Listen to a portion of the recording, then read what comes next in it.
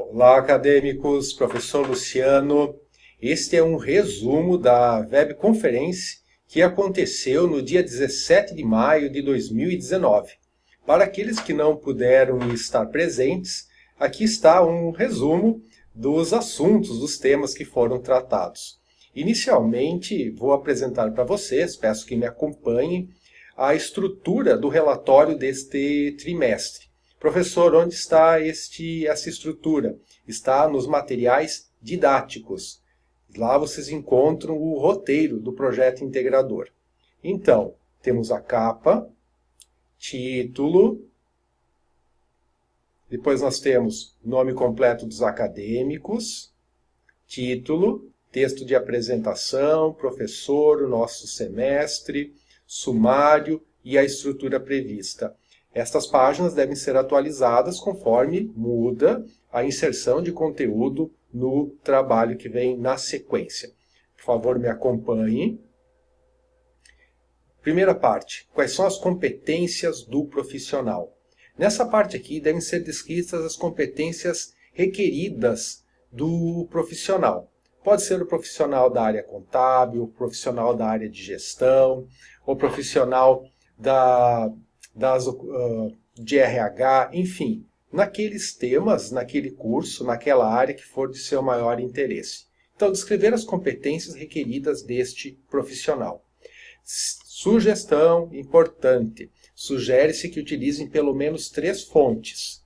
Um livro, um artigo científico e algum site oficial relacionado com a profissão, como, por exemplo, esses que estão aqui indicados. E tentem sempre selecionar preferencialmente textos que tenham caráter científico, textos de caráter acadêmico, textos que sejam oriundos de pesquisas feitas na área. Na sequência, mercado de trabalho. Aqui devem ser apresentados quais são as possibilidades de atuação que esse profissional tem.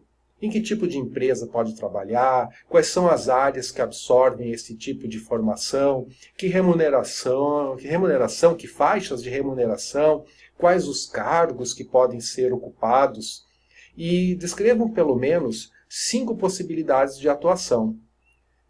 Ainda, sugere-se que para ilustrar estas possibilidades de atuação, sejam resgatados anúncios, ofertas de vagas.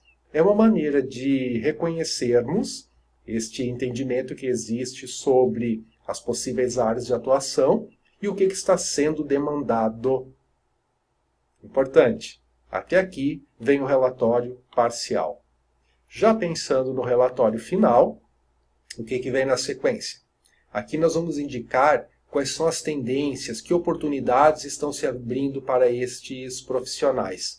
O que será, em que áreas poderão atuar no futuro? O que será que se abre como possibilidade de ação, de atuação, de crescimento? Observações.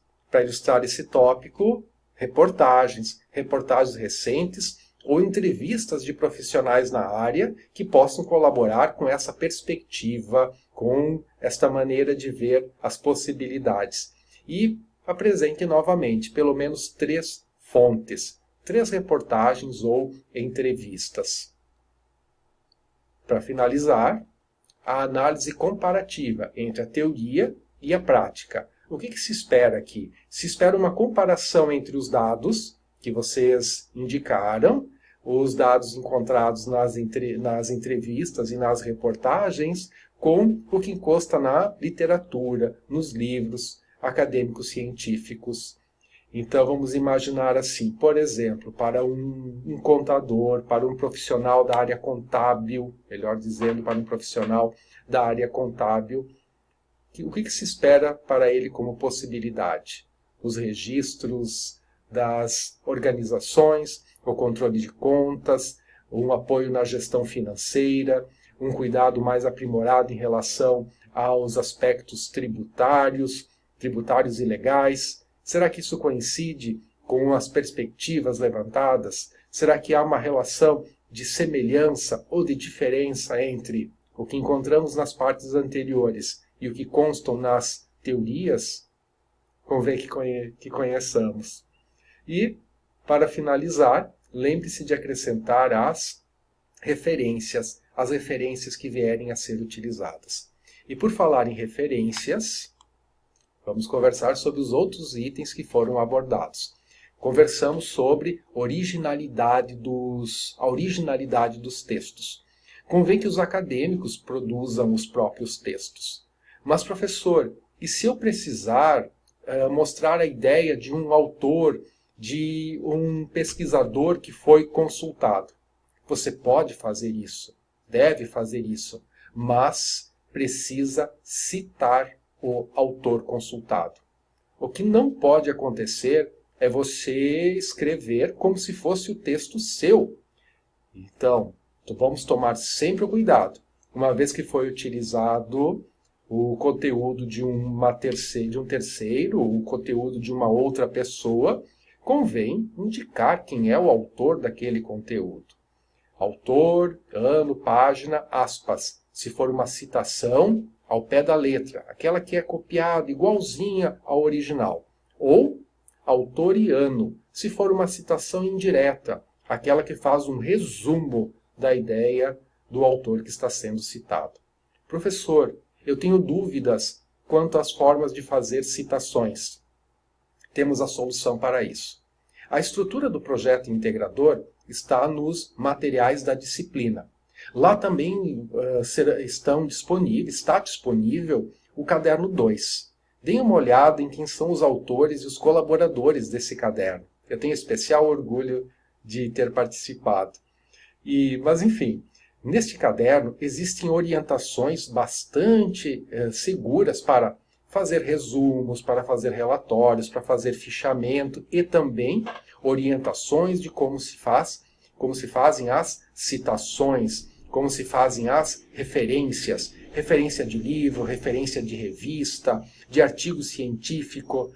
Existem essas indicações de forma simplificada para que acadêmicos possam utilizá-las.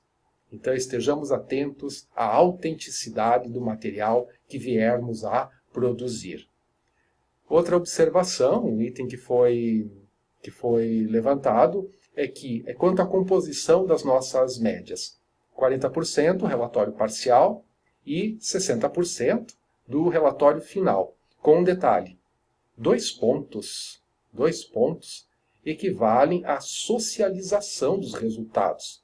E essa socialização poderá dar-se de 2 maneiras. Poderá dar-se através de vídeo, um vídeo postado com um resumo dos resultados do PI, ou a socialização presencialmente no seminário regional realizado nas macro-regiões da universidade.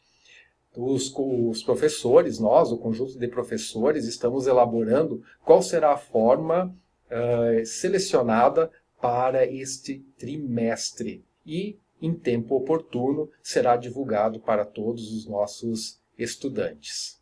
Então, estejam atentos à estrutura do projeto integrador, estejam atentos à necessidade de originalidade dos textos e, sempre que necessário, façam as citações. Lembre-se sempre de toda citação feita significa que precisamos fazer a referência daquela obra.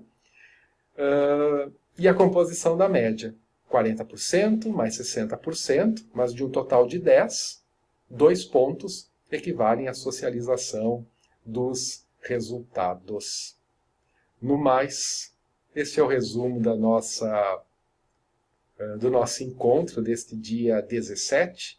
A todos que me ouviram até aqui, muito obrigado pela atenção. Bons estudos, professor Luciano. Até a próxima.